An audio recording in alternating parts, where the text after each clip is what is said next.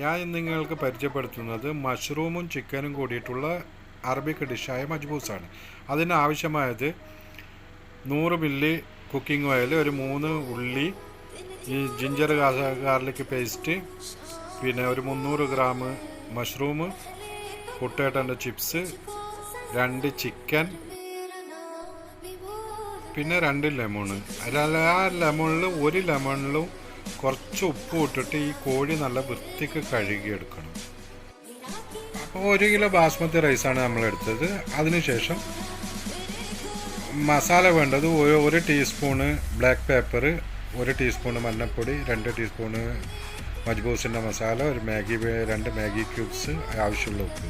നമ്മൾ ആദ്യം എടുത്ത് വെച്ച എണ്ണയിൽ ഉള്ളി മൂപ്പിച്ചതിന് ശേഷം ഉള്ളി ഏകദേശം ചുവന്ന് വരുമ്പോൾ നമ്മൾ ഈ കോഴിയൊക്കെ ഇട്ട് ശരിക്കും ഒന്ന് കവർ ചെയ്തിട്ട് ഒരു 10-15 മിനിറ്റ് നേരം ആ കോഴിയിൽ നിന്നുള്ള വെള്ളമൊക്കെ ഒന്ന് ഇറങ്ങി വരുന്നത് വരെ നമ്മളിതൊന്ന് അടച്ച് വെച്ചിട്ടൊന്ന് വേവിക്കാം. വേവിച്ച് കഴിയുമ്പോൾ നമ്മൾ ഈ ആവശ്യമുള്ള മഞ്ഞപ്പൊടി എടുത്ത് വെച്ച എല്ലാ മസാലയും ഒന്നിച്ചിടുക. അതിനുശേഷം 5 കപ്പ് വെള്ളം ഒഴിച്ചിട്ട് നല്ല മൂടിയിട്ടിട്ട് ഒരു അരമണിക്കൂർ നേരം നല്ല ശരിക്കും ഇതിന് വേവാൻ വേണ്ടി വിടുക.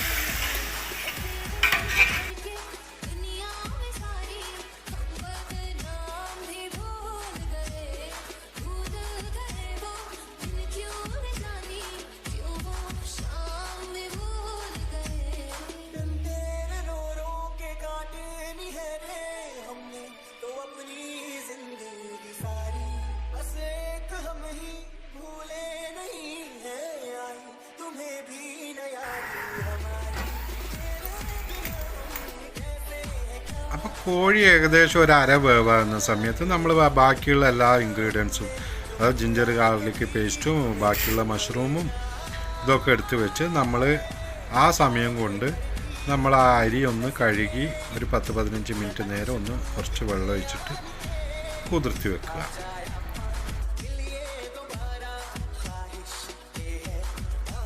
അപ്പോൾ ഏകദേശം ഒരു അരമണിക്കൂർ നേരമായി വേവുന്നു. അപ്പോൾ നമ്മൾ കോഴി ഏകദേശം നല്ല ശരിക്കൊന്ന് വെന്തിട്ടുണ്ട്. അപ്പോൾ നമ്മൾ ഈ കോഴിനെ എടുത്തിട്ട് നമ്മൾക്ക് മാറ്റി വെക്കണം. മാറ്റി വെച്ചിട്ട് നമുക്കതിലേക്ക് അരി ഇടണം. അപ്പോൾ അതിന് വേണ്ടിയിട്ട് ഞാൻ ഈ കോഴിയെല്ലാം കൂടെ എടുത്ത് പുറത്തിട്ടു.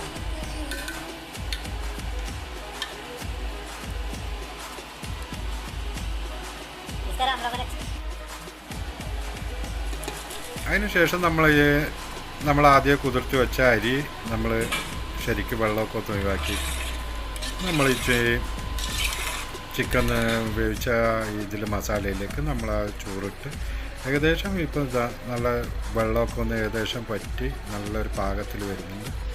അപ്പോൾ ഈ സമയത്ത് നമുക്കൊന്ന് ചെറിയ ഫ്ലെയിമിട്ട് ഒരു അലുമിനിയം ഫോയിൽ കൊണ്ട് നല്ല മൂടിയായിട്ട്